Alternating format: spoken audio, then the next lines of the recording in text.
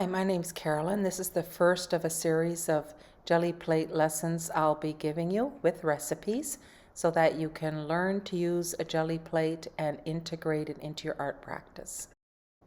To my mind, the most logical place to start jelly printing is by stamping. It allows you to proceed slowly and get the feeling of the jelly plate. So to get started, collect a few things that have very flat sides. You can cut fruits and vegetables, as you see I've done here. You can use the rim of a coffee cup. For now, stay away from things that are floppy like lace or that are super hard and have a variety of surfaces like keys or pieces of jewelry or coins. Those work quite well for lifting, which will be the next recipe demo, but not so well for stamping because their surface profile is not actually flat. Having said that, the consistency of the jelly plate is fleshy. So when you put your fingers into it or around stencils and indentations, you can press your paper right against edges. You can actually get very beautiful, clear and clean prints. As you can see, I'm taking my time to add details here. It's perfectly okay to take as long as you want. You can leave it alone and go to the store and come back. You can think about it for days and still print it. Absolutely let it dry, no problem. This was important learning for me, and as I discovered in the in-person workshop for other people as well, because as we start to learn about the GelliPlate printing, we look online and a lot of the Instagram reels and some of the YouTubes have been sped up in spots, and we get the impression that we have to do this very quickly.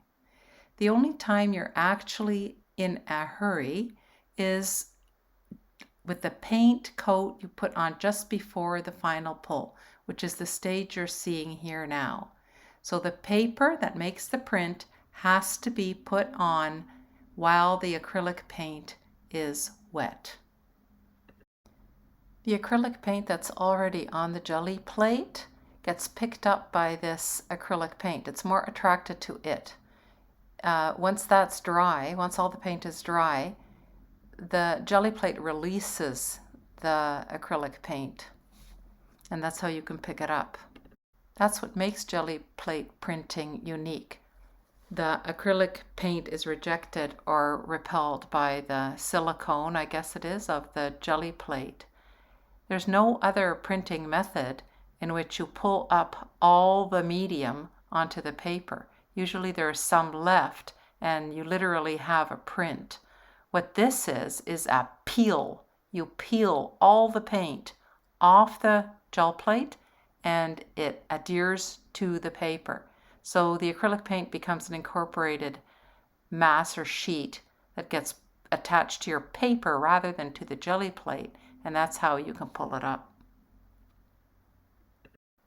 So as you see, I lightly iron the paper onto the plate. It's all wet. I usually leave it under the pressure of a book to dry.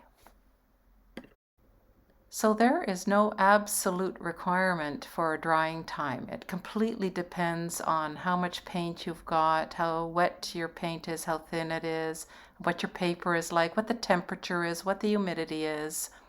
The longer the better, really. I make sure that the paper is no longer cool when I try to lift it. And here you can see how the paper is peeling all the paint off the plate. This is what you want when you're making a jelly plate print. This is an absolutely perfect print. The plate is pulled completely clean. There will be no running to the sink to run the acrylic paint down the drain on this one.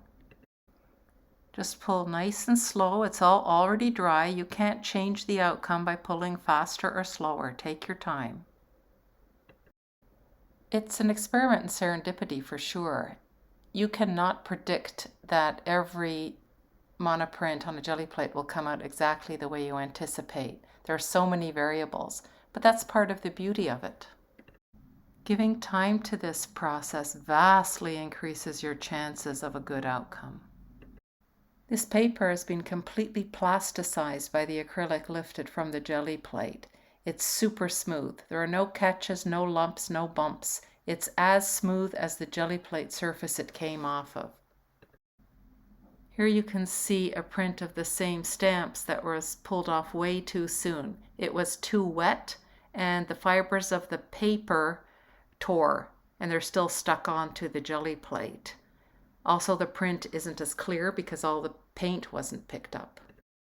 Okay, I'm going to go through the whole thing again with a different design, and we'll talk about things in a little more depth. On my right side, you can see I'm using a sketchbook to roll out my paints as well as to clean my brayer. I choose to do this because the paper is really nice and absorbent, and I found that I prefer it for rolling out paint. Also, this way I can keep the papers for an art journal or potentially to use later on for collage. The paper is also great for stamping because it has a lot of give to it, so you can cover your stamp with more ink. You can see here that I'm using a potato masher to create my design, and I'm using 2 colors of ink. With this design, I have the opportunity to talk to you about designing backwards. So this stamp that I'm putting on now is actually going to end up being on top of the design, because remember, the print is going to peel all of the acrylic paint off. So anything I put on top of this is going to show up behind it. That's also why I'm using, in this case, a darker and more open design. If I had chosen to use a more closed design, I would be obscuring anything I put on after this on the print. This is the exact opposite of what happens in conventional printmaking or monotyping. If I were to put yellow circles over top of this grid pattern, then the yellow circles would be on top of the print. In jelly printing, they're not. They're going to be at the bottom behind this potato masher grid that I'm putting on, because all the paint is being peeled up.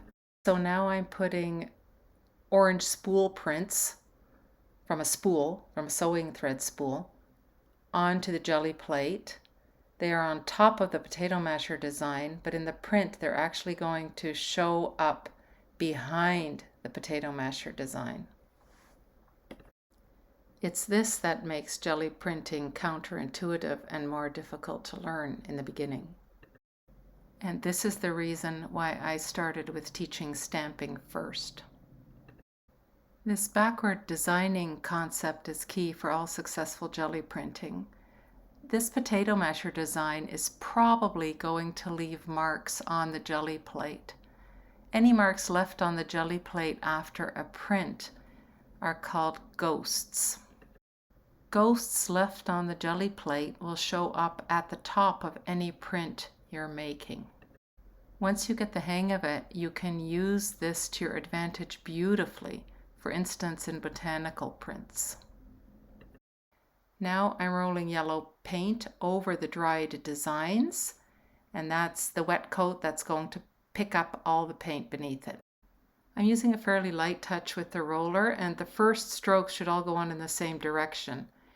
If you push too hard or keep going in different directions, you could peel off the stamped paint underneath. I'm placing a piece of 140-pound cardstock on top of the GelliPlate for my print. There's a lot of questions about paper, and I've tried many different kinds. Most of them work. I think the key is to let everything dry long enough. So I'm ready to pull this up. It has dried upwards of 20 minutes, and I check the bottom corner to see if it peels off completely. And as you can see again, a good dried print will peel off the GelliPlate completely. And there you can see the ghosts left on the plate, which is quite desirable and fine. All part of the magic of the process. The particular print I've got is clean and very smooth. See how the layers appear in reverse order. That's the stamping process. The possibilities obviously are infinite. There's a PDF at the end of this lesson that you can print with the recipe on it.